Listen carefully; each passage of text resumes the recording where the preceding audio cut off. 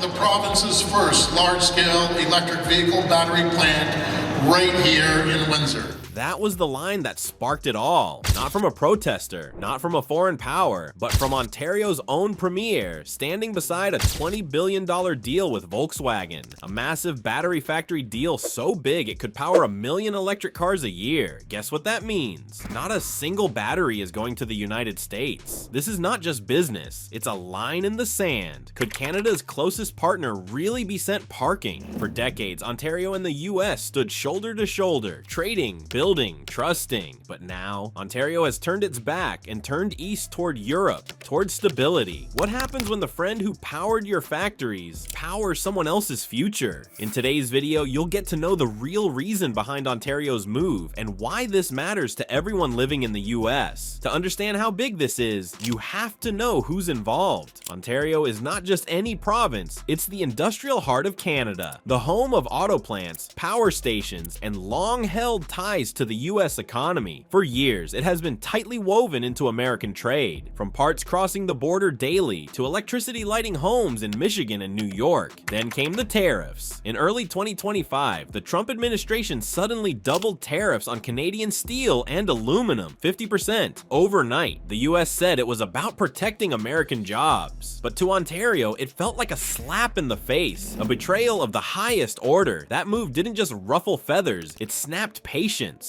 Instead of waiting around, Ontario made a move that defied all expectations. They made a deal with Volkswagen, not just any deal, but a $20 billion one to build a huge battery plant right in St. Thomas. And here's the twist, it's not for American EVs, it's for Europe. What used to be a shared strategy across the border just became a one-way road. What started as a trade spat has now become something else entirely. This is no longer just about jobs, it's about direction, and Ontario is driving a different way. Was this a bold move or betrayal of a partner? Ontario had always played by the rules. For years, its auto parts, minerals, and labor quietly kept American assembly lines running. But this time, they didn't argue, they didn't wait, they just moved. Instead of holding out for Washington to change its mind, Ontario flipped the script. You may think it's just a deal, but this goes deeper than pen on paper. Signing a $20 billion deal with Volkswagen means a lot more than we can see on the surface. We are talking about Germany's biggest automaker building one of the largest battery gigafactories in North America. And here's the twist, none of those batteries are going to Michigan or Texas. Every single one is headed for Europe. Is this just about jobs or a subtle undertone of serious power play at work? Here's what you need to know. The factory, located in St. Thomas, will cover 370 acres and directly employ over 3,000 people. But the impact spreads wider through thousands of other roles in energy, mining, and clean technology. It's built for scale, efficiency, and global export. Over 1 million European electric vehicles will run on batteries made in Ontario. Not one will touch US soil. One plant, one message. Not a single unit for the US. So is Canada trading US dependence for EU stability? And it isn't just the factory. The raw materials tell a new story too. Ontario's nickel mines in Sudbury, lithium from the north, and cobalt sourced from indigenous managed territories. All of it is being rerouted to feed Europe's green energy transition. Materials that once powered Detroit are now flowing toward Dusseldorf. The workers are changing too. People who once built parts for Ford or GM are now retraining to work in battery cells, energy storage, and grid integration. Even local suppliers that once relied on US buyers are getting calls from European companies looking to lock in new contracts. So basically, this is not just business, it's a new direction. Can a single province reroute mineral flows and rewrite decades of logistics? What was once a shared economy is now splitting, and Ontario is not waiting for permission to pivot. Ontario's move wasn't just about EVs, it took aim at the power grid too. The nuclear and hydroelectric system that runs the gigafactory is tied to the US, and Ontario briefly paused electricity exports in early 2025 as a test. Suddenly, whole regions from New York to Minnesota faced simulated blackouts. Electricity wasn't just lighting homes, it was leverage. Seriously, this isn't power, it's leverage. Because as US states rushed to respond, emergency generators were placed on standby, coal and gas plants ramped up, while officials in Michigan and New York hurried to draft energy rationing plans. What started as a gentle warning became a loud wake-up call. Can flicking a power switch threaten homes and hospitals? Now let's talk about diplomacy. Canada's new Prime Minister chose Paris, not Washington, for his first major overseas visit. That choice sent a clear message. This was a Europe-first pivot. Meanwhile, Ottawa quietly started re-evaluating defense deals, partnering with France, Sweden, and the Netherlands. It isn't just symbolism, it is strategy, because this isn't an ally shift, it's a sovereignty pivot. Economic signals followed. An EV charger plant in Windsor, once dedicated to Detroit, is now shipping to Hamburg. Contracts, shipping lanes, even supplier networks began realigning. Canada is no longer operating on autopilot with the US. It's steering toward Europe's new map. Could a few factory decisions reshape military ties? And guess what happened next? Money followed the lead. European investors, Norwegian, Dutch, German, are funding Canada's clean energy boom with euros, not US dollars. Big Canadian pension funds are trimming their US stock holdings and redirecting funds into EU industrial corridors. It's happening quietly, but the message is as clear as it's loud. Confidence is shifting. Canada's financial nervous system is being recalibrated to beat in euros, and that matters more than anything else, because when investors move, money moves. And when money moves, power shifts. If Canada is rewiring trade, energy, and finance toward Europe, what's the knock-on for the US? The unfolding shift may not be loud, but it's permanent. Ontario didn't just sign a deal, it flipped a continent's economic script. By joining supply chains, investments, and diplomacy with Europe, it made a quiet but irreversible realignment. No flags were lowered, no wars declared, but maps are being redrawn, contracts rewritten, and loyalties reassessed. Now, miles from boardrooms, everyday impacts are unfolding. Truckers used to shipping parts to Detroit are rerouting to Rotterdam. Technical training programs once focused on US standards are pivoting to European regulations. Even language classes in Northern Ontario are adding German. What does this show us? In a world built on interconnectedness, a small shift can echo far and wide, and Canada has just flipped the switch. By mid-2025, the St. Thomas Gigafactory in Ontario is no longer just plans on paper. It is alive and humming with action. Workers are clocking in, trucks are being rolled out, and every cell, every battery is being earmarked for Europe. Not a single one for Michigan, Texas, or anywhere in the US. That deliberate exclusion feels like a message stamped across North America. Things have changed. This isn't temporary, it's transformation. Behind the scenes, Ontario's energy folks had run emergency drills. What if electricity to New York or Detroit just stopped? The result was chilling. Blackouts in days, data centers were dark, hospitals were left vulnerable, and suddenly, what had once been friendly power sharing was revealed as a fragile geopolitical tightrope. That kind of joint planning, once taken for granted, now felt like a vulnerability. European firms began eyeing Canadian power as a secure asset, and Canadian policymakers were all but rewriting their relationship status with the US. It wasn't shouted at press conferences, it was whispered in strategy rooms. By the time the logistics lines rerouted, trucks pointing east, supply chains redesigned, it was too late. Bathrooms in Detroit sat idle, warehouses in Hamburg packed with Ontario parts. Employees who once measured in miles and feet were now working in kilometers and centimeters, learning EU rules for safety and quality. Could one province reroute decades of logistics overnight? Meanwhile, Washington wasn't oblivious about the whole thing. Emergency meetings happened behind closed doors, spare generators were pulled out, shared power agreements were scrutinized. It wasn't a headline crisis, it was a silent alert. Grid engineers in Minnesota and Michigan pressed for emergency plans. Because when power becomes political, hospitals can't wait for deals. Canadian diplomats quietly found themselves at the front of European trade rooms. Batteries and clean energy deals were being negotiated with Berlin, Paris, Amsterdam. Suddenly, euro-denominated investments replaced conventional American capital, and Canadian pension funds, once anchored to Wall Street, began lifting bits of their holdings to back EU green partnerships. Could euro-based funding be erasing America's grip on Canada's future? In Ottawa boardrooms, the phrase strategic autonomy began to echo. It wasn't about isolation, it was about building resilience. And for the US, seeing the pivot happen, province by province, was a wake-up call, because what remains when supply, energy, and money flow elsewhere is uncertainty. Canada didn't slam the door on the US, it didn't bail out of North America, it just quietly turned a corner. Truck fleets now point to ports in Montreal and Halifax. Electric vehicle testing labs collaborate with German engineers. Defenses are getting Euro alignments instead of Pentagon green light. And the switch? It was made while the world was watching something else. Is this the start of a post-American North America? If one province can build a chain that bypasses the US from power to production, from minerals to military, what stops the next province from following? Has US economic influence already begun to slip brick by brick? Think back to those grid drills. What if Canada flicks the switch tomorrow? Not out of malice, but out of leverage. The grid still hums, supply still moves, money still flows, but it's humming to a European tune. Quietly, not conspicuously. Can America rebuild the trust that fueled decades of shared prosperity? As the days go by, it's becoming clearer that this isn't about policy papers or trade wars. It's about everyday life. Hospitals, factories, schools. When trust shifts, power flows. And right now, the wind's blowing east. When Canada's power switch finally becomes permanent, how will the US respond when its northern grid flickers?